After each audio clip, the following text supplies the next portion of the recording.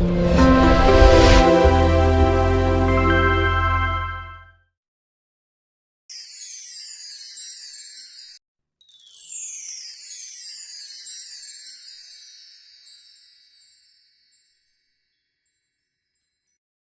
us turn to Matthew chapter 23 and read verse 11 and 12.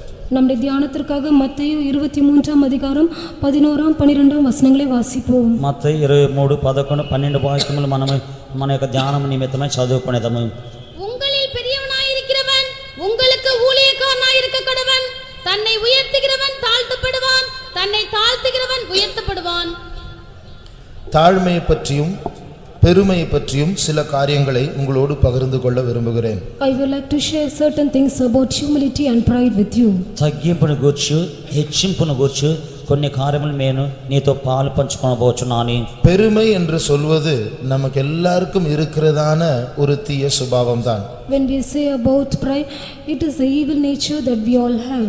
హెచ్చించుకున్నది అని చెప్పున్నది మనకున్నటువంటి సమస్త ప్రతి ఒక్కరికి కూడా ఉన్నటువంటి ఒక దుష్ట స్వభావమైనది. என்னிடத்தில் பெருமையே இல்லை என்று யாராவது சொன்னால் அவர்கள் அதை அறியாமையினால் சொல்லுகிறார்கள். If there is anyone to say that they have no pride, then they say about then they say out of their ignorance. నాలో ఎటువంటి గర్వమును కూడా లేదు అని చెప్పినట్లయితే వారు తెలియకుండానే దాన్ని చెప్పుచున్నారు.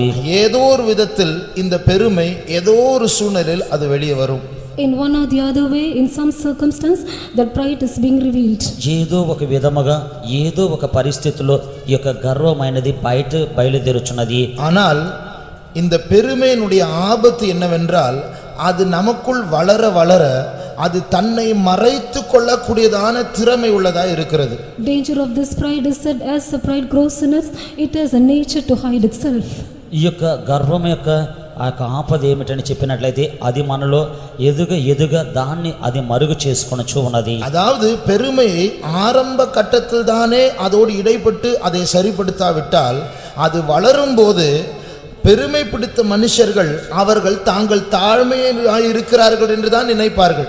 That is in the beginning stage itself, if you do not identify that pride and set it right, then those who are proud, they think of themselves that they are very humble. ఈ యొక్క గర్వం ఉన్నటువంటి మనుషులు ఈ యొక్క గర్వమును ఆరంభములోనే కనిపెట్టి దాన్ని తుంచి వేయకపోయినట్లయితే ఈ యొక్క గర్వం ఉన్న వారు ఎంతో తగ్గింపు కలిగినట్లుగానే వారు అనుకొనచ్చు ఉందరు.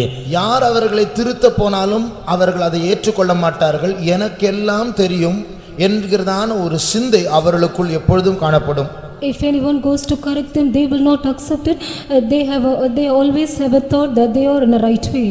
ఎవరైనా కూడా వారికి వెళ్ళి దిద్దుబాటు చేసినట్లయితే వారు అంగీకరింపరు. నాకు సమస్తమును కూడా తెలియను అని చెప్పేదరు. அந்த பெருமை வளர வளர அவர்கள் இன்னும் ஒரு வஞ்சகத்திற்குள் தான் செல்வார்கள். As the pride grows in them, still they are brought into deception. ఆ యొక్క గర్వమైనది వారిలో పెరిగి వచ్చుచు ఉన్నప్పుడు ఇంకను కూడా వారు మోసపరచబడుచు ఉందరు. நம்மை திருத்த கர்த்தர் ஆட்களை ஏற்படுத்தினால் நாம் பாக்கியவான்கள். If God appoints people to correct us, then we are blessed. మనల్ని దిద్దుబాటు చేయు నిమిత్తమై మనుషులను నియమించినట్లయితే మనము ధన్యులమే. நம்முடைய பெருமையை எடுத்து காட்ட ஆண்டவர் ஆட்களையும் சூழ்நிலைகளையும் ஏற்படுத்தினால் நாம் பாக்கியவான்கள். If God appoints people and circumstances in order to reveal our pride, then we are blessed. మన యొక్క గర్వమును చూపించు నిమిత్తమై మనకు అటువంటి పరిస్థితులను అటువంటి మనుషుల్ని ఉంచి ఉన్నట్లయితే మనము ధన్యులమే. உண்மையாய் தாழ்மையாய் இருக்கிறவர்கள் தாங்கள் தாழ்மையாய் இருக்கிறார்கள் என்று சொல்லவே மாட்டார்கள். They that are truly humble will never say that they are humble. నిజముగా తగ్గింపు కలిగిన వారు తగ్గింపు కలిగిన వారని చెప్పరు. இந்த பெருமையினுடைய ஆபத்து என்னவென்றால் அது எங்கெல்லாம் நமக்குள் ஒரு சிறிய வெற்றியை பார்த்தாலும் அங்கே அது நுழையும். Danger of this pride itself, wherever it sees a small victory, there it penetrates. ఈ యొక్క గర్వము యొక్క ఆపద ఏమిటని చెప్పినట్లయితే ఎక్కడైనా కూడా ఒక చిన్న విజయం మనకు దొరికినట్లయితే అది మొలచవచ్చును. குறிப்பாக ஆவிக்குரிய ஜீவத்தில் வளர்கிறவருடைய சிந்தையில் அது வெளியே வரும். Specifically, it is revealed in the mind of those who grow in their spiritual life. గుర్తింపుగా ఆత్మిక జీవితములో అభివృద్ధి చెందు వారి యొక్క జీవితములో అది వచ్చును. அந்தி கிறிஸ்துவை போல நான் தான் தேவன், என்னை போல் பெரியவன் யாரும் இல்லை என்று நாம் யாரும் சொல்ல மாட்டோம். None of us will say like the Antichrist, saying that I am great and I am the God. అంత్యక్రీస్తు వలె నేనే గొప్పవాడిని, నాకంటే గొప్పవారు ఎవరు లేరని చెప్పి మనము బహిరంగముగా చెప్పము. ஆனால் இந்த பெருமை சிந்தையில் மறைந்து தங்கி இருக்கும். But this pride is hidden and it rests in our mind. ఈ యొక్క గర్వమైనది మన యొక్క మనసులో దాగి ఉండును. சில நேரத்தில் வார்த்தையாக வராவிட்டாலும் அது கிரியைகளாக வெளிப்படும். In some occasion, though it is not revealed through our words, it is revealed through our works. కొన్ని సందర్భములో అది మాటల మూలముగా బయలుపడకపోయినప్పటికీ క్రియల ద్వారాగా బయలుపరచబడును. தாழ்மை என்று சொல்வது அது எளிதில் இழக்கக்கூடியதான ஒரு காரியம். Humility is the one which we can lose it very easily. తగ్గింపు అని చెప్పినట్లయితే అది చులకనగా కోల్పోవునటువంటిది అయి ఉన్నది. உதாரணமாக நான் தாழ்மை உள்ளவனாய் இருக்கிறேன் என்று நான் நினைத்தாலே அந்த தாழ்மை போகிவிட்டது. ஏனென்றால் நான் தாழ்மை உள்ளவனாய் நினைக்கிறேன், அந்த தாழ்மை ஒரு பெருமைக்கு காரணமாக மாறிவிடும். For example, if I think that I am very humble, it means that humility has left me. The thought that I am very humble itself is a root cause to prove that I am proud. ఉదాహరణముగా చెప్పవలనంటే తగ్గింపు కలిగిన వాడిని నేను ఉన్నానని చెప్పి అనుకున్నప్పుడే అది పోవచ్చు ఉన్నది. కారణం ఏమిటంటే ఆ యొక్క తగ్గింపు కలవాడిని అని చెప్పి నేను అనుకున్నప్పుడే ఆ యొక్క గర్వం వచ్చుచూ ఉన్నది. இந்த பெருமை என்று சொல்லுவது அதனுடைய குழந்தை பருவம் அது வெளிப்படும் போது அது நம்முடைய ஜீவியத்தில் எப்படி வெளிப்படும் என்றால் How this pride is revealed in our life. ఈ యొక్క గర్వమైనది అది చిన్న ప్రాయము కలిగి ఆ యొక్క శిశువు వలె ఏ విధముగా అది బయలుపడునంటే குழந்தை பெருமை எப்பொழுதும் நமக்குள் ஒரு வெற்றியில் கொண்டாடக்கூடிய ஒரு சந்தோஷமாக வெளிப்படும். This is being revealed as a joy in our victory.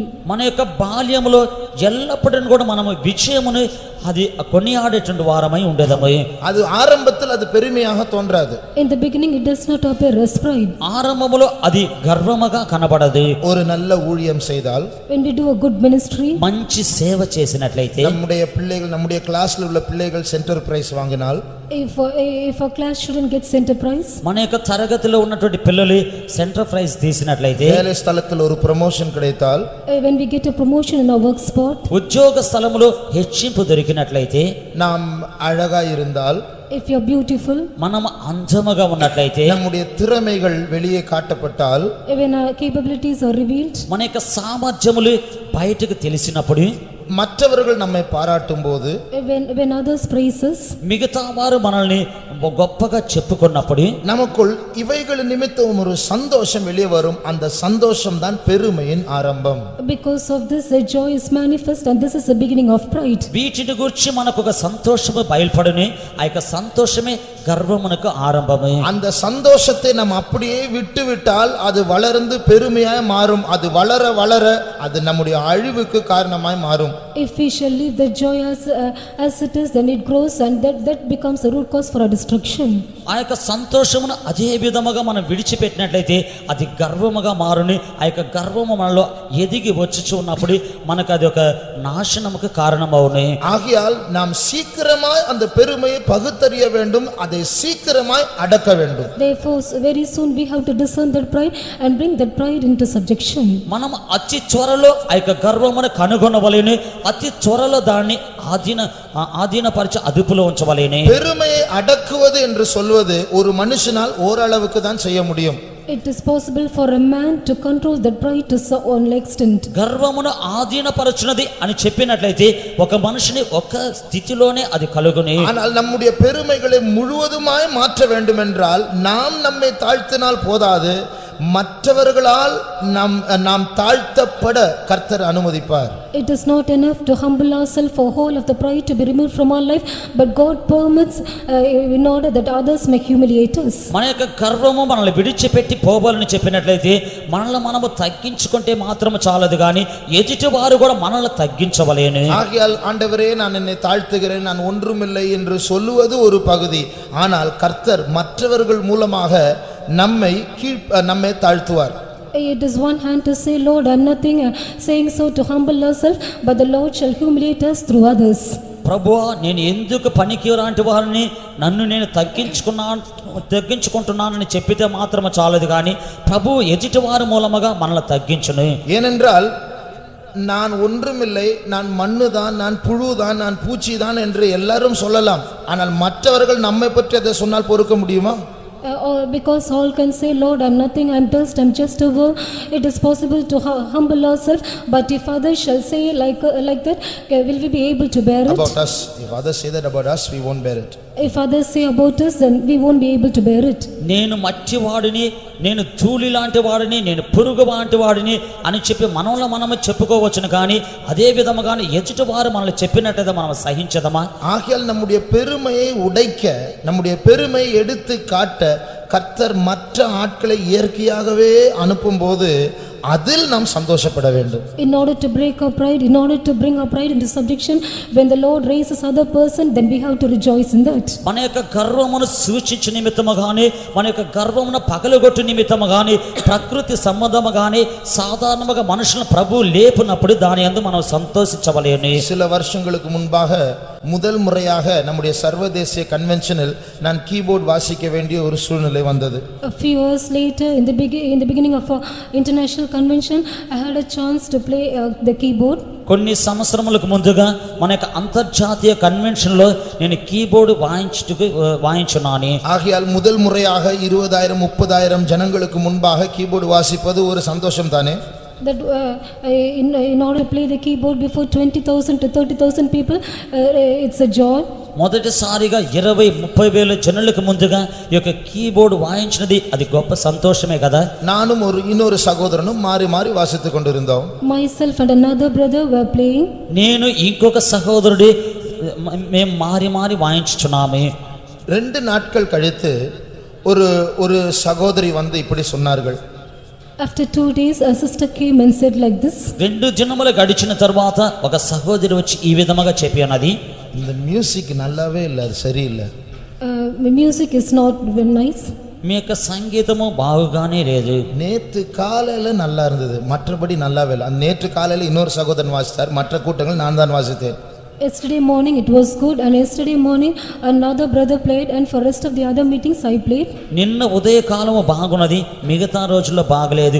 నిన్నటి ఉదయకాలము ఇంకొక సహోదరుడు వాయించున్నాడు, తర్వాత రోజులని నేనే వాయించున్నాను. கொடுமை என்னவென்றால் எனக்கு முன்பாக நான் இருக்கும்போது, அந்த வாசித்த அந்த சகோதரர் இருக்கும்போது, மற்ற சகோதரர் இருக்கும்போது எல்லாருக்கும் முன்பாக இதை சொல்லிவிட்டார்கள். When I was there, when that brother who played was there, and before and in front of all the other brothers and sisters, she said like this.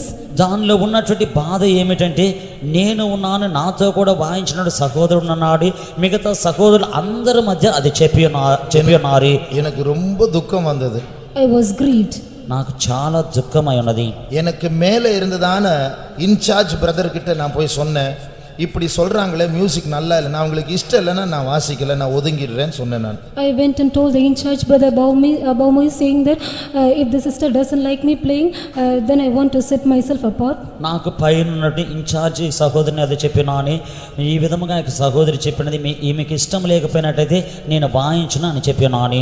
அந்த சகோதரன் சொல்ல இல்ல இல்ல நீ வாசிக்கணும். That brother said you only have to play it. ఆ యొక్క సహోదరుడు చెప్పి ఉన్నాడు, నీవు వాయించవలెను. மாலை கூட்டத்துக்கு வெறுப்போடு போய் உட்கார்ந்தேன். I went for the evening meeting with hatred. సాయంకాల కూటమునికి ఏదో విసుగు కొనచి వెళ్ళి కూర్చొని నాని. அப்பொழுது ஆண்டவர் என்னோடு பேசினார்.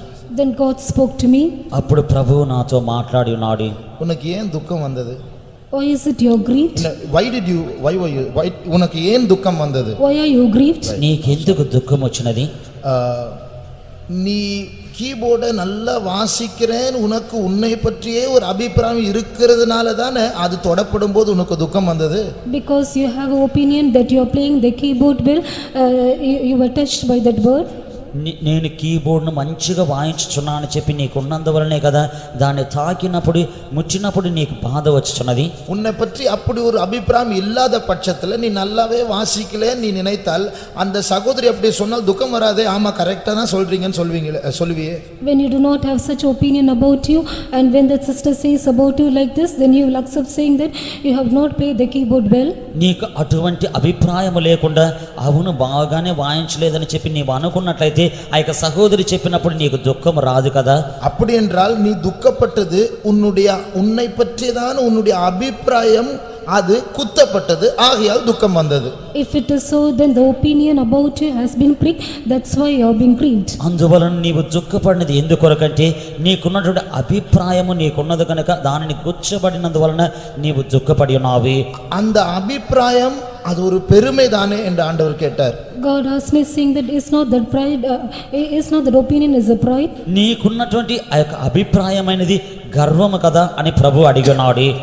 அப்பொழுது நான் உணர்ந்தேன், அப்பொழுதுதான் நான் வாசிப்பதை பற்றி எனக்கு ஒரு பெருமை உண்டு என்று உணர்ந்தேன். Then I realized that I have a pride in me playing the keyboard. అప్పుడే నేను గ్రహించున్నాను, నేను వాయించే దాని గురించి నాలో ఒక గర్వం ఉన్నదని చెప్పి గ్రహించాను. அப்பொழுது ஆண்டவர் சொன்னார், அந்த சகோதரி உன்னுடைய மியூசிக் நல்லாவே இல்லை என்று சொல்லும்போது அது உன்னை துக்கப்படுத்த சொல்லக்கூடிய ஒரு காரியமாக இருந்தாலும் அவர்கள்தான் நல்லவர்கள். ஏனென்றால் உனக்குள் அந்த ஆபத்தான மறைவான விஷமாகிய பெருமையை எடுத்து காட்டின சகோதரி. Then the Lord told me saying that though the sister has told that you have not played the keyboard well, that is good because she has revealed the danger of pride that was hidden in you, therefore she is good. నీ యొక్క సంగీతము బాగలేదని చెప్పినటువంటి ఆ యొక్క సహోదరి మంచి సహోదరి, నీవు దుఃఖపడినప్పటికీ కూడా ఆ యొక్క సహోదరి మంచి సహోదరి ఎందుకొరకంటే నీలో ఉన్నటువంటి ఆపదకరమైనటువంటి విషమైనటువంటి ఆ యొక్క గర్వమును ఎత్తి చూపించినది. அன்றைக்கு காலையில் எந்த சகோதரியை நினைத்து நான் துக்கப்பட்டேனோ அதே சகோதரிக்காக ஆண்டவரே என்னுடைய பெருமை எடுத்து காட்டி இப்படி ஆட்களை நீர் ஏற்படுத்தினரே, அவர்களை ஆசீர்வதியும் என்று உண்மையாகவே நன்றியோடு நான் கர்த்தரை துதித்தேன். On the same morning, for the same sister for which I was grieved, I lifted up my hands and praised God, saying, the Lord has appointed her for my good. ఆ యొక్క ఉదయ కాలమే ఎవరైతే నాకు ఈ విధముగా తప్పుగా చెప్పినదో ఆ యొక్క సహోదరి నేను ఈ విధముగా ప్రార్థించున్నాను, నిజముగానే నా యొక్క గర్వమును నీవు ఎత్తి చూపించినందుకు ఆ యొక్క సహోదరిని ఆశీర్వదించమని నేను స్తోత్రించున్నాను. யாத்திரையாகமம் 37ஆம் அதிகாரத்தை வாசித்தால் Exodus chapter 37. నిర్గమకాండం 37వ అధ్యాయమును చదివినట్లయితే 37ஆம் அதிகாரம்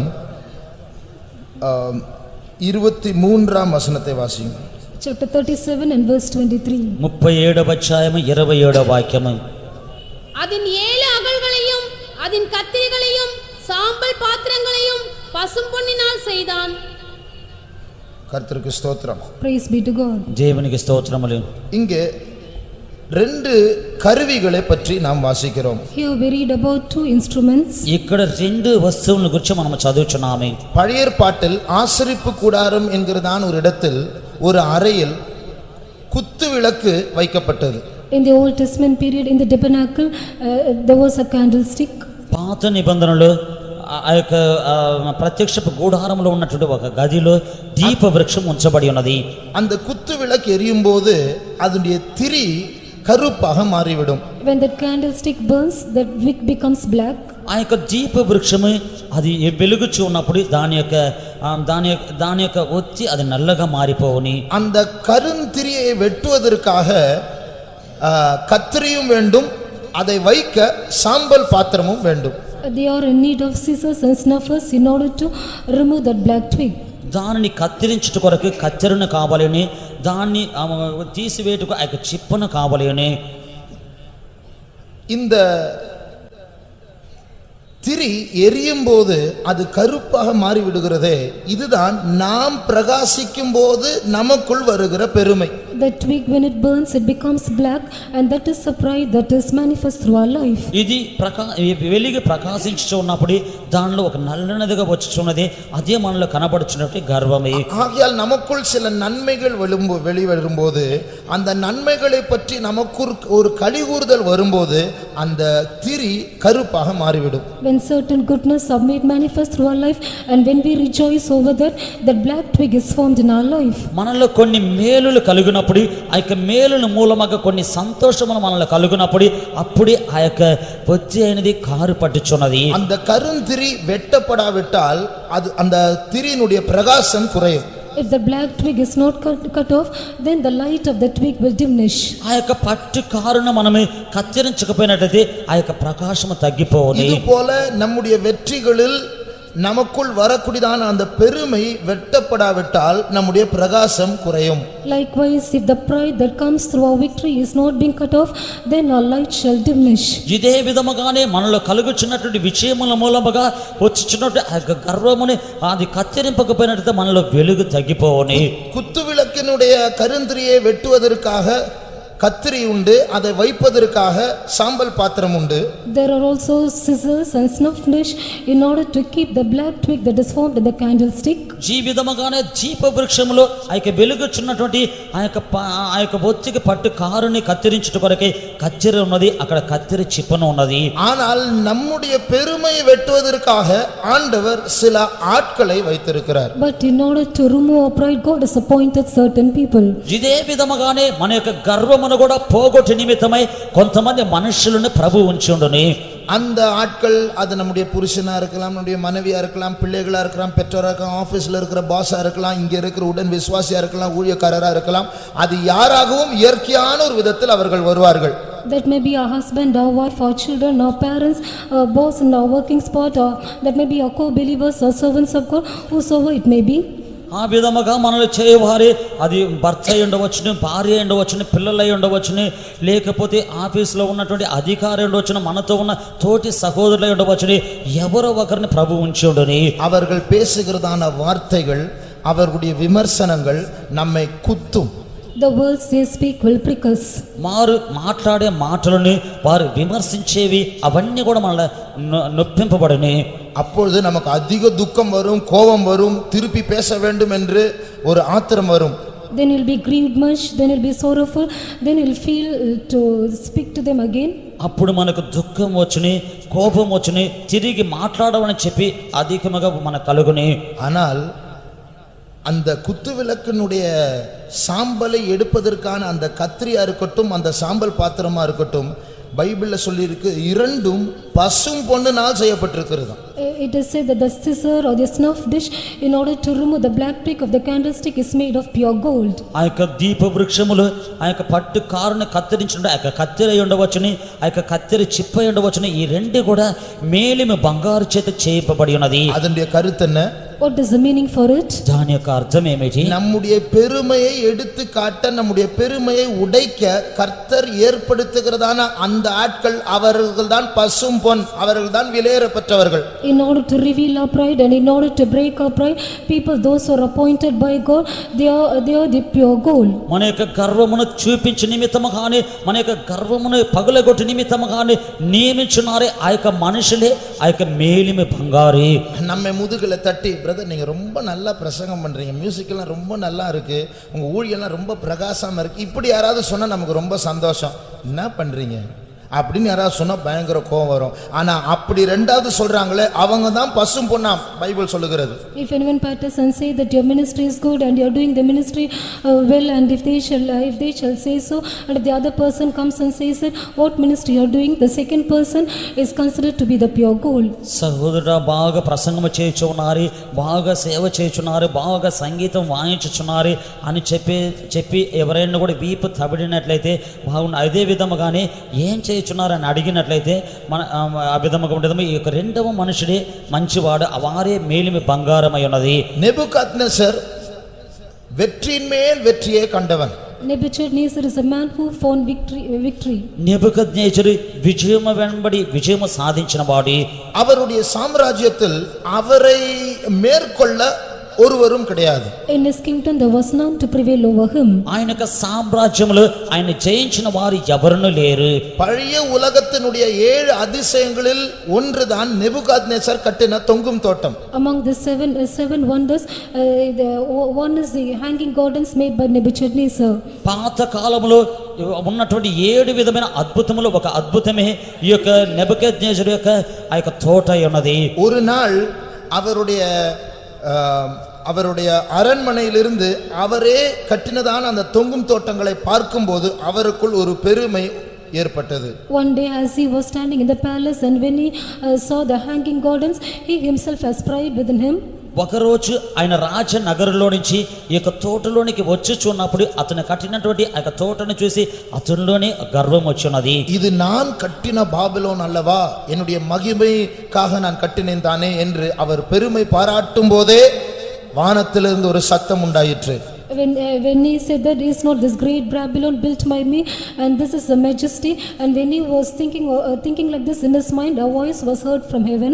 నా మహిమ నిమిత్తము నేను కట్టినటువంటి మా బాబిలోను కదా అని చెప్పి ఆయన యొక్క మనసులో అనుకున్నప్పుడే ఆకాశం నుంచి ఒక స్వరము వినబడి ఉన్నది. அந்த வார்த்தை வந்த உடனே నెబుకద్నెజర్ பெரிய ராஜா, அவருக்கு பைத்தியம் பிடித்தது. When that word came from heaven, this Nebuchadnezzar, he was a great king. At the same time, at the same moment itself, he became mad. ఆయన ఆ మాట పలికిన వెంటనే నెబుకద్నెజరు గొప్ప రాజు అయినాడు. వెంటనే కూడా అతడి వెర్రివాణిగా మారి ఉన్నాడు. ஒரு ராஜாவா இருந்தவர் அவரே அரண்மனையை விட்டு காட்டுக்குள்ளே போய் புல்லை சாப்பிட ஆரம்பித்தார்.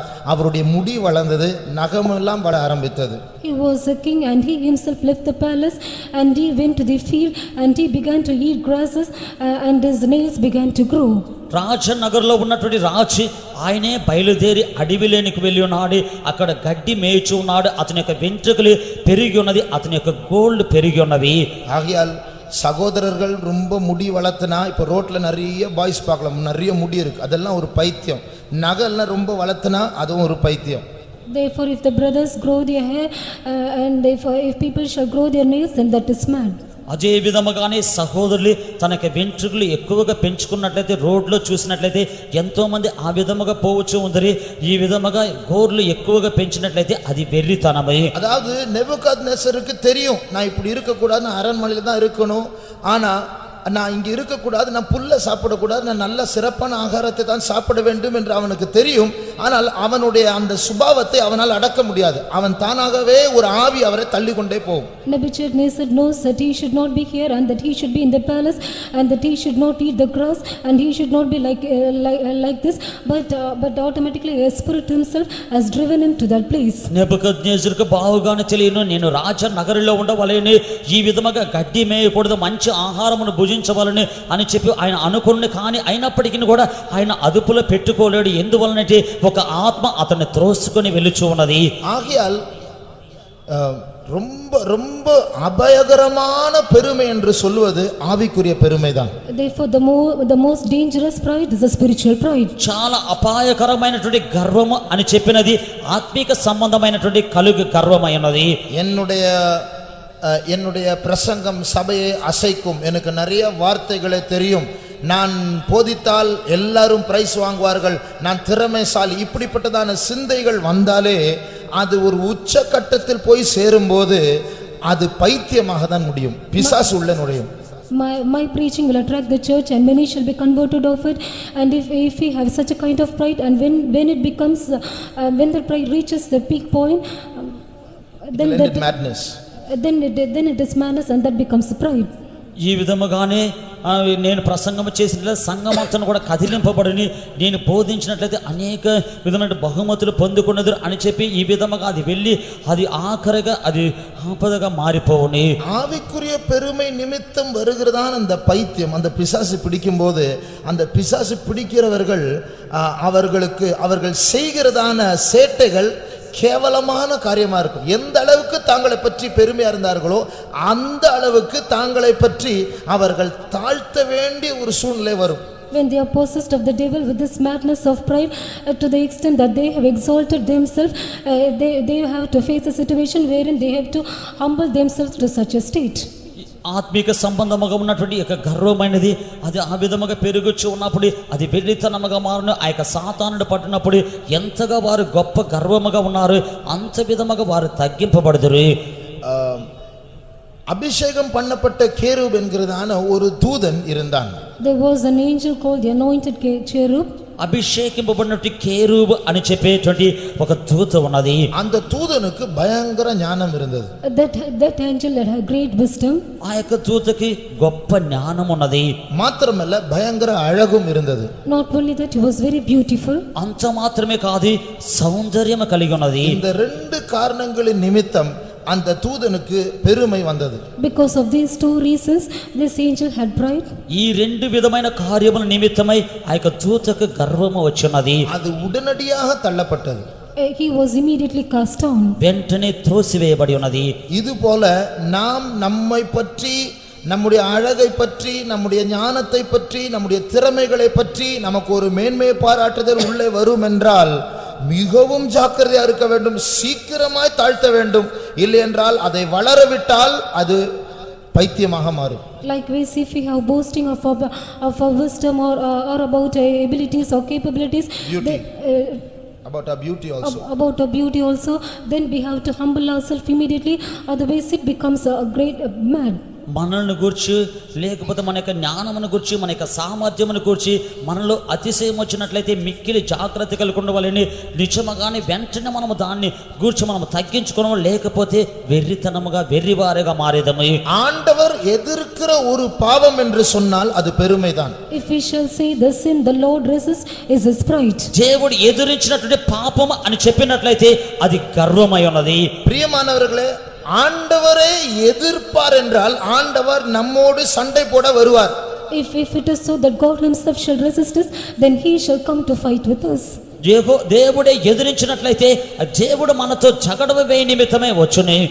எந்த ஆண்டவர்கிட்ட நாம் உதவி தேடி போகிறோமோ அவரே நம்முடைய சத்ருவாய் மாறிவிட்டால் அவரிடத்திலிருந்து நம்மை காப்பாற்ற யாரிடத்தில் போவோம்? To the same God to whom we go seeking our help, and if he himself resists us and if he becomes our enemy, then to whom shall we go? ఎవరైతే మనము సహాయమును వెదకి వెళ్ళుచు ఉన్నామో ఆయనే మనకు శత్రువుగా మారిపోయినట్లయితే మనము ఎవరి యొద్దకు వెళ్ళి సహాయం కోరేదమే. பிசாசு கிட்ட போக முடியுமா? பிசாசே ஆண்டவரை அடிக்க வர என்னை காப்பாத்து. Can we go to the devil and say, the Lord is coming to beat me, therefore protect me? సాతాను యొద్దకు వెళ్ళగలమా? సాతాను ప్రభు నన్ను కొట్టను వచ్చుచున్నాడు కాపాడమని. பிசாசு சொல்லுவான், உன்னை காப்பாத்தணுமா? அவரே உன்னை என்கிட்ட தான் தள்ள போறாரு. Then the devil will say, should I preserve you? He himself is going to cast you to me. నిన్ను కాపాడవలెనా?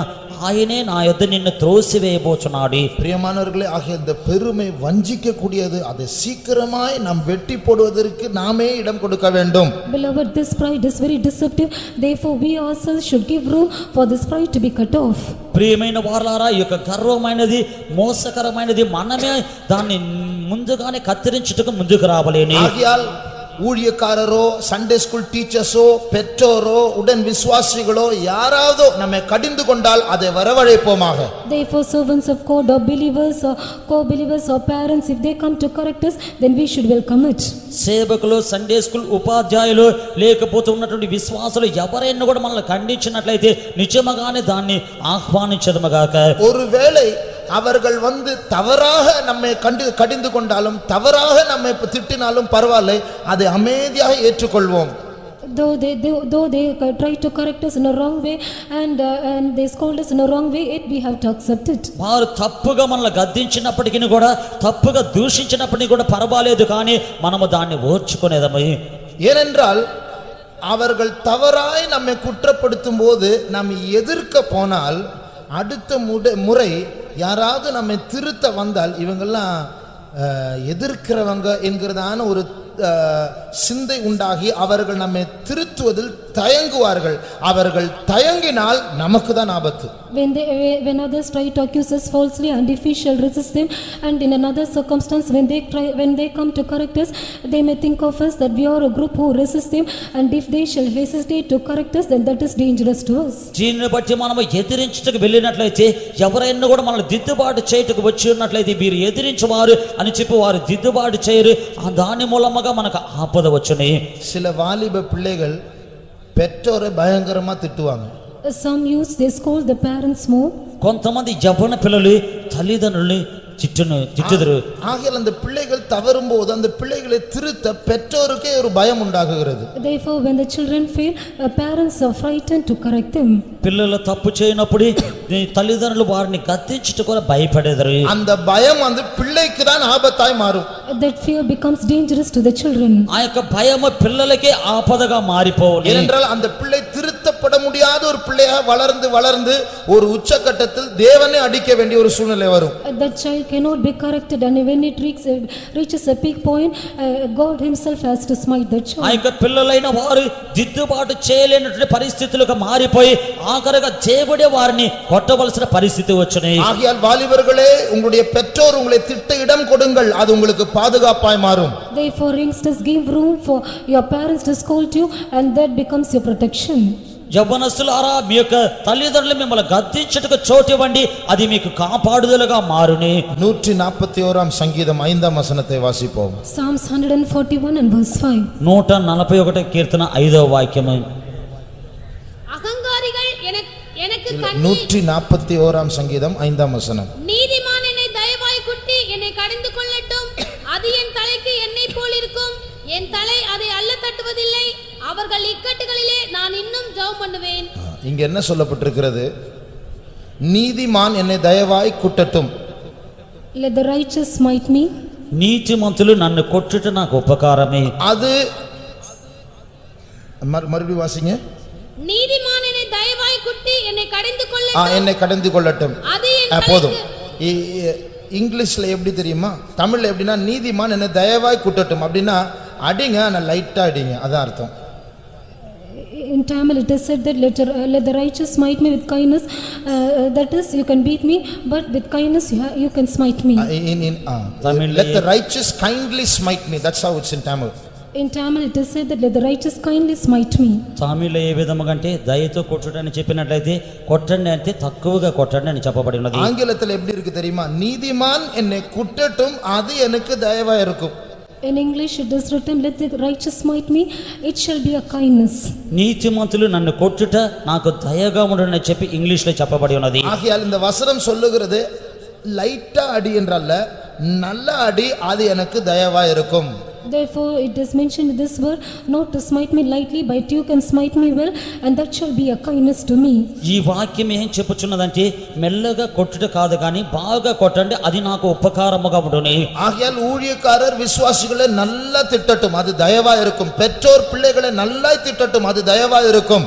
Therefore let the servants of God or believers or the parents, let them scold them, but that shall be a kindness to them. అందువల్ల సేవకులు విశ్వాసులను బాగా తిట్టనివ్వండి, అది ఉపకారముగా ఉండును. అదే విధముగానే తల్లిదండ్రులు పిల్లల్ని తిట్టనివ్వండి, అది ఉపకారముగా ఉండును. ஆகையால் ஆண்டவர் மற்ற ஜனங்கள் மூலமாய் நம்மை திருத்த அவர் சூழ்நிலைகளை ஏற்படுத்தும் போது அந்த சூழ்நிலைகளை நாம் நன்றாய் ஏற்றுக்கொள்ள வேண்டும். When God permits situations to correct us through other people, then we have to welcome it. ప్రభు మిగతా జనుల మూలముగా మనల్ని దిద్దుబాటు చేయుట కొరకై పరిస్థితులను అనుమతించుచూ ఉన్నప్పుడు ఆ యొక్క పరిస్థితులను మనం అంగీకరించవలెను. பெருமை வளர வளர மற்றவர்கள் திட்டுவதை நாம் எதிர்க்க ஆரம்பிப்போம். As the pride grows, we will resist the people who scold us.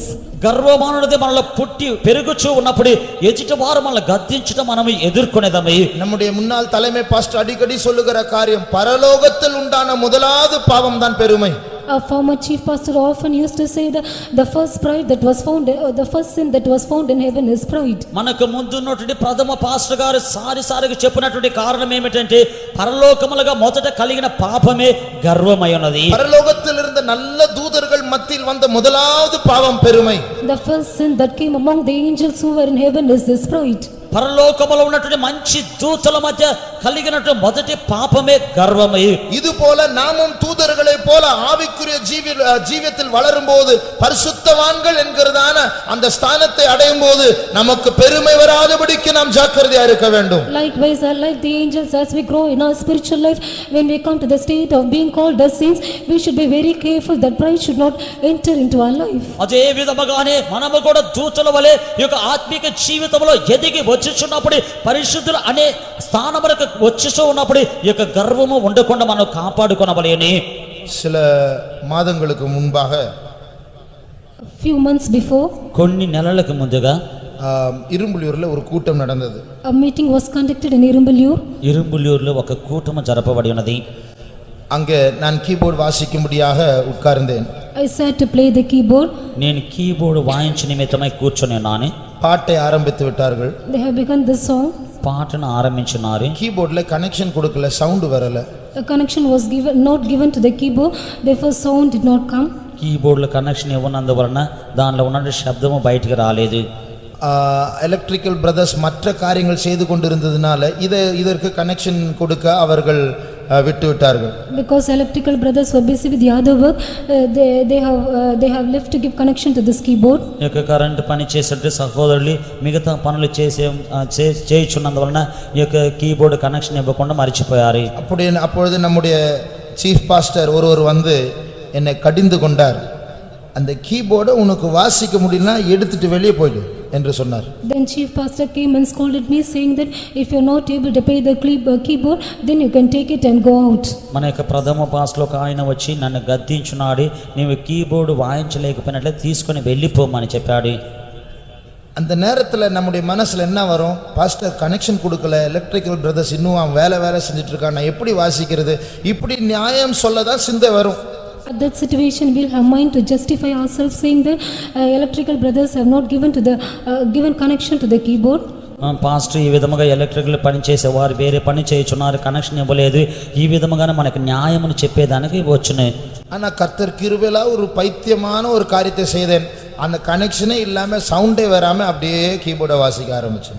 By the grace of God I did a mindful work without giving connection itself. I was just playing the keyboard. దేవుని యొక్క కృప వలన ఒక కార్యము చేశాను, ఆ యొక్క connection ఇవ్వకుండానే ఈ యొక్క కీబోర్డ్ల శబ్దము బయటకు రాకుండానే వాయించడం ఆరంభించున్నాను. இப்படி மற்றவர்கள் என்னை திட்டி நான் அதிக காரியங்களை படித்திருக்கிறேன். I have learned so many things by the scolding of others. ఈ విధముగా మిగతా వారు నన్ను గద్దించినందువలన అనేక కార్యములను నేను నేర్చుకున్నాను. என்னை நடத்துகிறவர்கள் என்னை திட்ட நானே வாசல் திறந்து கொடுக்க வேண்டும். அவர்கள் ஃப்ரீயா என்னை திட்டட்டும், அது எனக்கு தயவா இருக்கும், அது எனக்கு பாதுகாப்பாக இருக்கும். I myself should open my gate for the leaders to scold me, and that shall be a kindness unto me. నన్ను నడిపించేటువంటి నాయకులు నన్ను గద్దించు నిమిత్తమై నేనే ద్వారమును తెరవవలెను. ఆ యొక్క విధముగా గద్దించినట్లయితే అది నాకు ఉపకారముగా ఉండును, అదే నాకు కాపాడుదలుగా ఉండును. ஆகையால் யாராவது வேலை ஸ்தலத்திலோ வீட்டிலோ யாராவது நமக்கு விரோதமாய் எழும்பினால் பைபிள் சொல்லுகிறது, கர்த்தருடைய பலத்த கரத்திற்குள் நீ அடங்கி இரு, குறித்த காலத்தில் அவர் உன்னை உயர்த்துவார். Therefore if anyone is rising up against us in a working spot or anywhere else, the word of God says that be under the mighty hand of God, that he may exalt you in due time. ఇదే విధముగానే ఉద్యోగ స్థలములోనో ఇంటి దగ్గరనో ఎవరైనా కూడా మనల్ని తిట్టినట్లయితే మనము ఓపిక కలిగి ఉండవలెను. ఆయన యొక్క బలమైన హస్తములో దాగి ఉండవలెను. తగిన సమయమందు ఆయన మనల్ని హెచ్చించును. வேலை ஸ்தலத்தில் யாராவது நம்முடைய ப்ரமோஷனை மாற்றி நம்முடைய ஸ்தானத்தில் நம்மை விட ஜூனியரா இருக்கிற யாராவது உயர்த்தினால் அவருடைய பலத்த கரத்திற்குள் அடங்கி இருப்போமாக. கேஸ் போட சண்டை போட போக வேண்டாம், நம்முடைய உயர்வு கர்த்தரால் வரட்டும். If anyone is changing a promotion and if a junior is promoted to our place, let us remain silent and let us be under the mighty hand of God. Let our promotion come through our God. ఉద్యోగ స్థలములు మనకు హెచ్చింపు రావాల్సినట్టే ఆ యొక్క స్థలములు మనకంటే చిన్నవారిని తీసి దాంట్లో హెచ్చించినట్లయితే దాన్ని గురించి ఏ విధముగాను జగడములు ఉంచకూడదు, ఏ విధముగా కూడా ఆ యొక్క కేసు పెట్టకూడదు. అదే విధముగానే తగిన సమయమందు ఆయన మనల్ని హెచ్చించును. ఆయన యొక్క బలమైన చేతిలో మనము దాగి ఉండవలెను. தாழ்மை என்று சொல்வது மனுஷர் மத்தியில் ஒரு கோழைத்தனத்தை போல் இருக்கலாம். Humility may appear as if you are covered before the people. తగ్గింపు అని చెప్పునది మనుషుల మధ్య కనబడుచున్న ఏదో ఒక హీనమైన కార్యమై ఉండవచ్చును. ஆனால் உண்மையாகவே தேவனுடைய பார்வையில் தாழ்மை என்று சொன்னால் அவருடைய பலத்த கரத்திற்குள் அடங்கி இருப்பதுதான் தாழ்மை. But truly in the sight of God humility is one submitting ourselves under the mighty hand of God. నిజముగానే దేవుని యొక్క దృష్టిలో ఈ యొక్క తగ్గింపు అని చెప్పునది ఆయన యొక్క బలమైన హస్తములో దాగి ఉండుటే తగ్గింపై ఉన్నది. தாழ்மை உள்ளவர்கள் தங்களை தாழ்த்தும் போது சூழ்நிலையில் எதிர்த்து பேசாமல் அவருடைய நியாயம் நீக்கப்படும் போது அந்த நேரத்திலும் மௌனமாய் இருந்து கர்த்தரை நோக்கி பார்ப்பார்கள் என்றால் அவர்கள் வேற எங்கேயும் இல்லை, அவர்கள் தேவனுடைய பயங்கரமான பலத்த கரத்திற்கு அடியில் இருக்கிறார்கள். They that are humble and when situation comes, when they do not justify themselves or retaliate, and when they do not speak for justice, then they are nowhere else but they are under the mighty hand of God. తగ్గింపు కలిగిన వారు వాళ్ళని తగ్గించు ఉన్నప్పుడు వారు మౌనముగా ఉన్నట్లయితే, అదే విధముగానే వారి యొక్క న్యాయము తీసివేయబడినప్పుడు వారికి ఊరక ఉన్నట్లయితే వారు బలమైన హస్తములో దాగి ఉన్నారు. అదే కారణమై ఉన్నది. அந்த பலத்த கரத்துக்கு கீழே பாதுகாப்பு இருக்கிறது. That there is protection under the mighty hand of God. ఆ యొక్క బలమైన హస్తములో కాపాడుదల ఉన్నది. அந்த பலத்த கரத்தின் கீழே பலன் இருக்கிறது. There is strength under the mighty hand of God. ఆ యొక్క బలమైన హస్తము క్రింద బలమున్నది. அந்த தாழ்மையில தான் நிறைய அபிஷேகம் உண்டாகும். There is more anointing in that humility. ఆ యొక్క తగ్గింపులోనే గొప్ప అభిషేకము పుట్టును. இப்பொழுது யாராவது தாழ்வான பாதையில் போய்க் கொண்டிருப்பார்கள் என்றால், If there is anyone going through the path of humiliation, ఎవరైనా కూడా ఇప్పుడు తగ్గింపబడినటువంటి మార్గములో వెళ్ళుచున్నట్లయితే, மற்றவர்களால் ஒடுக்கப்படுகிற ஒரு சூழ்நிலையில் காணப்பட்டால், when you are put in a situation wherein you are being afflicted by others, మిగతా వారి మూలముగా బాధించుచున్నట్టు పరిస్థితుల్లో ఉన్నట్లయితే, நியாயம் பேச எதிர்த்து பேச போக வேண்டாம். do not justify yourself and do not resist and speak. న్యాయము మాట్లాడుట కొరకును ఎదిరించుటకును వెళ్ళవద్దు. நாம் நம்மை தாழ்த்துவோம். Let us humble ourselves. మనల్ని మనము తగ్గించుకునేదము. கண்களை மூடுவோம். Let us close our eyes. కన్నులు మూసుకునేదము. கர்த்தருடைய பலத்த கரம் நம்ம மத்தியில் இருக்கிறது. Mighty hand of God is in our midst. దేవుని బలమైన హస్తము మన మధ్యన ఉన్నది. பெருமை உள்ளவர்களே கர்த்தருடைய கையில் இருந்து வெளியே தள்ளி விடுவார். நீ பலசாலி, நீ உன்னையே சமாளித்துக் கொள்ளலாம், நீ உன் வாழ்க்கையை பொறுப்பெடுத்துக் கொள் என்று அவர் கைவிட்டு விடுவார். Those who are pride, God himself shall cast them out of his hand, saying that you are mighty enough, therefore you yourself can look to all your matters. గర్వము కలిగిన వాణ్ణి ఆయన యొక్క చేతిలో నుంచి త్రోసివేయను. నీవు బలవంతుడు, నీ యొక్క జీవితము నీవే కాపాడకూడదు అని చెప్పి ఆయన త్రోసివేయును. ஒடுக்கப்படுகிறவர்களே, நீங்கள் உங்களை தாழ்த்தும் போது, உங்களுடைய நியாயம் எடுபட்டு போகும்போது, துன்மார்க்கர் உங்களை தவறாக பாவிக்கும் போது, உங்களுடைய காசையும் சொத்தையும் பிடுங்கும் போது, உங்களுடைய உயர்வை மாற்றி போடும் போது, நீங்கள் சஞ்சலப்பட வேண்டாம். எனக்கு யாரும் இல்லை என்று சொல்ல வேண்டாம். பெரிய தேவன் நம்மோடு கூட இருக்கிறார். They that are afflicted, and when your judgment is being cast away, and when you think when others being promoted over you, do not, when all your money and everything is being taken away, do not be worried, saying that there is none to speak on your behalf, but you have a great God. తగ్గింపు కలిగిన వారులారా, మిమ్మల్ని తగ్గించుచున్నప్పుడు, దుర్మార్గులు మిమ్మల్ని మోసకరముగా నడిపించుచున్నప్పుడు, మీ యొక్క ధనమంతను కూడా దోసికొని వెలుచు ఉన్నప్పుడు నీవు ఎదిరించి వెళ్ళవద్దు. నీవు ఏమీ అనుకోవద్దు. నీవు బలమైన హస్తములో ఉన్నావు. முழு வானத்தின் சேனையும் தன்னுடைய சுவாசத்தினால் உருவாக்கினதான அந்த தேவனுடைய பெரிய கரத்தின் கீழ் நீ பத்திரமாய் இருக்கிறாய். குறித்த காலம் வரும்போது யாரும் உன்னை அடக்க முடியாது. அவர் உன்னை உயர்த்துவார். You are under the mighty hand of God, who has made all the host of the heaven, and when the appointed time comes, there will be none, and God will exalt you. ఈ యొక్క ఆకాశములో ఉన్నటువంటి సైన్యములన్నిటిని కూడా ఆయన యొక్క ఊపిరి చేత ఆయన నిర్మించినాడు. అదే విధముగానే నీవు తగ్గింపబడుచు ఉన్నప్పుడు, నీవు ఆయన యొక్క బలమైన హస్తములో దాగి ఉన్నావు. తగిన సమయం అందు వచ్చినప్పుడు ఎవరిని కూడా నిన్ను అదుపులో ఉంచలేరు. దేవుడు నిన్ను హెచ్చించును. యేసు தவறாக குற்றம் சுமத்தப்படும் போது தன்னை தாழ்த்தினார், மௌனமாய் இருந்தார். அவர் கட்டப்பட்டார், மௌனமாய் இருந்தார். அவருடைய கண்ணை கட்டி விட்டார்கள், மௌனமாய் இருந்தார். அவர் மேல் துப்பினார்கள், மௌனமாயிட்டும் இருந்தார். முள்முடி சூட்டினார்கள், மௌனமாய் இருந்தார். சிலுவையில் அறைந்தார்கள், மௌனமாய் இருந்தார். சவால் விட்டார்கள், மௌனமாய் இருந்தார். அடக்கம் பண்ணினார்கள், மௌனமாய் இருந்தார். ஆனால் மூன்றாம் நாள் குறித்த காலம் எழும்பின போது கல்லறை அவரை தடுக்க முடியவில்லை. அந்த பெரிய கல் அவரை தடுக்க முடியவில்லை. ரோமருடைய முத்திரை அவரை தடுக்க முடியவில்லை. 4 போர் சேவகர்கள் அவரை தடுக்க முடியவில்லை. வானத்தையும் பூமியிலும் சதா காலமும் எனக்கு அதிகாரம் கொடுக்கப்பட்டிருக்கிறது என்று சர்வ வல்லமையோடு அவர் எழும்பினார். அல்லேலூயா. ஆகையால் இந்த நேரத்திலும் நாம் நம்மை இயேசுவை போல் தாழ்த்துவோமாக. Therefore even in this moment let us humble ourselves like Jesus. ఈ యొక్క సమయమందు కూడా మనల్ని యేసువలే తగ్గించుకునేదమే. ஒன்றை சொல்லட்டுமா, தேவனுக்கு முன்பாக தன்னை தாழ்த்துகிற மனுஷனை போல பலசாலி இந்த பூமியில் கிடையாது. There is no man who is strong as one who humbles himself before God. ఒకటి చెప్పేదినా, దేవుని వల్ల తన్ను తగ్గించుకున్నటువంటి మనుషుని కంటే బలవంతుడు యొక్క భూమిలో లేడు. மனுஷர் மத்தியில் அவன் ஒரு கோழையை போல் பார்க்கலாம். ஆனால் முழு பரலோகமும் தேவனுடைய சேனையும் தேவனே அவனோடு கூட நிற்பான். He may be as a cover before all men, but the whole heaven and the whole host of heaven and God himself shall be with him. మనుషులందరూ కూడా అతన్ని హీనుడిగా చూడవచ్చును. అయితే పరలోకములో దేవుడు ఆయన వారిని హెచ్చింపుగా కనపడును. என்னிடத்தில் எந்த நன்மையும் இல்லை. There is no goodness in me. నా యొద్ద ఎటువంటి మేలు లేదు. நான் ஒரு பாவிதான். I am a sinner. నేను ఒక పాపిని. இந்த பரிசுத்த ஸ்தலத்தில் உட்கார கூட எனக்கு தகுதி இல்லை. I have no worthiness even to sit in this holy ఈ place. యొక్క పరిశుద్ధ స్థలములో కూర్చున్నట్టు కూడా నాకు అర్హత లేదు. ஆண்டவரே பாவியாக என்மேல் கிருபையாய் இரும். Lord, be merciful to me, a sinner. ప్రభువా పాపినైన నా మీద கருணிச்சமே. ஆவிக்குரிய ஜீவித்திலும் மற்ற காரியங்களிலும் குடும்பத்தை நடத்துகிற காரியத்திலும் நான் ஒரு மட்டமானவன் என்று எத்தனை பேர் ஒத்துக்கொள்ள முடியும்? Even in my spiritual matters and in the matters of leading my family, how many of us can accept that I am the least man? ఆత్మిక జీవితములోని కుటుంబము నడిపించేటువంటి పరిస్థితుల్లో కూడా నేను ఎందుకు పనికిరాని వాడిని ఎంతమంది ఒప్పుకొనుచున్నారు? என்னால் முடியும், நான் திறமைசாலி, நான் பலசாலி, எனக்கு பணம் உண்டு, எனக்கு அதிகாரம் உண்டு, என்று கைபலன் உண்டு, எனக்கு ஆள் உண்டு என்று சொல்லுகிறவர்களுக்கு இதம் இடம் அல்ல. அவர்கள் வெளியே போய் அவருடைய காரியங்களை பார்த்துக் கொள்ளலாம். எனக்கு யாரும் இல்லை, நான் இயேசுவை நம்பி வந்திருக்கிறேன், நான் ஒரு பாவி, ஆண்டவரே என்மேல் கிருபையாய் இரும் என்று எத்தனை பேர் இங்க சொல்ல முடியும்?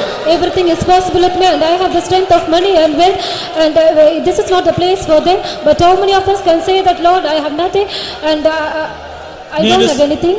నేను సామర్థ్యము కలవాడిని, నాకు అన్ని తెలియను, నేను నడిపించదును, నేను బలవంతుని అని చెప్పేవారికి ఇది చోటు కాదు. కానీ ప్రభువా నేను ఎందుకు పనికిరాని వాడిని, నా మీద కరుణించమని అని చెప్పువారు మాత్రం ఇక్కడ చోటున్నది. బలవీనమాய் இருக்கிறவர்கள், those who are weak, బలహీనులుగా ఉన్నవారి, நான் ஒரு பாவி என்று சொல்லுகிறவர்கள், those who say that I am a sinner, నేను ఒక పాపినని చెప్పేవారు, என்னுடைய தேவனை அல்லாமல் என்னால் ஒன்றும் செய்ய முடியாது என்று சொல்லுகிறவர்கள், those who say that I cannot do anything other than God, నా యొక్క దేవుడు లేకుండా నేను ఏమీ చేయలేను అని చెప్పేవారు, மற்றவர்களால் ஒடுக்கப்பட்டும் எதிர்த்து பேசாமல் கர்த்தரை நோக்கி பார்க்கிறவர்கள், those who are afflicted of others and cannot speak, and those who look unto God alone, మిగతా వారి చేత బాధింపబడి ఎదిరించి మాట్లాడకుండా ఉన్నవారు, அப்படிப்பட்டவர்கள் கரங்களை உயர்த்தலாம். such can lift up their hands. అటువంటి వారు చేతులు ఎత్తవచ్చుని. கரங்களை உயர்த்தினவர்களுக்கு ஒரு ஆலோசனை, A counsel for those who have put up their hands. చేతులు ఎత్తిన వారికి ఒక ఆలోచన. நமக்கு சில திறமைகள் இருக்கலாம், We may have certain abilities, మనకు కొన్ని సామర్థ్యములు ఉండవచ్చుని. சரீர பலன், strength in our physical body, శరీర సంబంధమైన బలము, பண பலன், strength of the money, జనమును కూర్చున్న బలము, வாக்கு வல்லமை, strength to speak, వాక్ శక్తి, ஆள் பலன். strength of people. మనుషుల యొక్క బలము. இந்த பலத்தை நாம் பாவிக்க வேண்டாம். We should not make use of their strength. ఈ యొక్క బలము మనము ఉపయోగించవద్దు. கர்த்தருடைய பலத்த கரத்தின் கீழ் அடங்கி இருப்போமாக. Let us submit ourselves under the mighty hand of God. దేవుని బలమైన హస్తములో దాగి ఉండదమే. இந்த பூமிக்குரிய மற்ற பலன்கள் நம்மை கைவிடும். All the strength of this earth will forsake us. భూ సంబంధమైన మిగతా బలములన్నీ కూడా మనల్ని విడిచిపెట్టుని. ஆனால் கர்த்தருடைய பலத்த கரத்தின் கீழ் அடங்கி இருக்கிறவர்களை அடக்க ஒரு பலனும் இல்லை. But there is no other power in order to shake those who are under the mighty hand of God. దేవుని యొక్క బలమైన హస్తములో దాగి ఉన్న వారిని అణిచివేయుటకు ఒక శక్తి లేదు.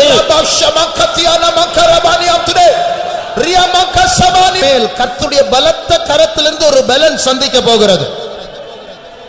ஒன்றுமில்லாதவர்களுக்காக கர்த்தர் எல்லாவற்றுக்கும் எல்லாமாய் மாற போகிறார். உங்களுடைய சத்துருக்கள் சிதறுண்டு போவார்கள். கடைசி அவர்கள் லெஜ்ஜை அடைந்து போவார்கள், நீயோ தேவனால் உயர்த்தப்படுவார். கடைசி சந்தோஷம் தாழ்மை உள்ளவர்களின் சந்தோஷம், கடைசி ஆளுகை தாழ்மை உள்ளவர்களின் ஆளுகை. சாந்த குணமுள்ளவர்கள் பாக்கியவான்கள், அவர்கள் முழு பூமியையும் சுதந்திரித்துக் கொள்வார்கள். உன் சொத்தை மற்றவர்கள் அபகரித்தால் அவர்கள் எடுத்துக் கொள்ளட்டும், சீக்கிரத்தில் முழு பூமியை கர்த்தர் நம்முடைய கரத்தில் தரப்போகிறார்.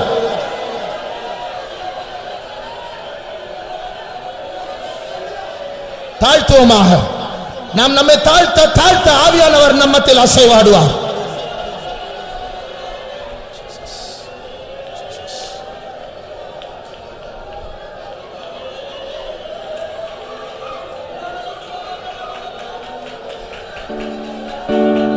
தாய் தன் பாலகனையே மறப்பினும் நான் மறவேன் என்று சொன்னதா, தாய் தன் பாலகனையே மறப்பினும் நான் மறவேன் என்று சொன்னதா, தாக்கி அன்பும் தேகம் யாவும் தன்னிலே கொண்டு செய்தேன்.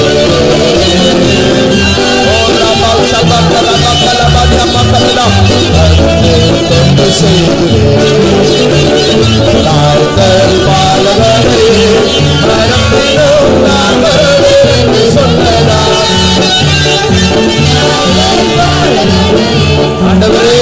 நாங்கள் தாழ்த்துகிறோம் ஆண்டவரே. நீர் எங்களை மறக்காத தேவன்.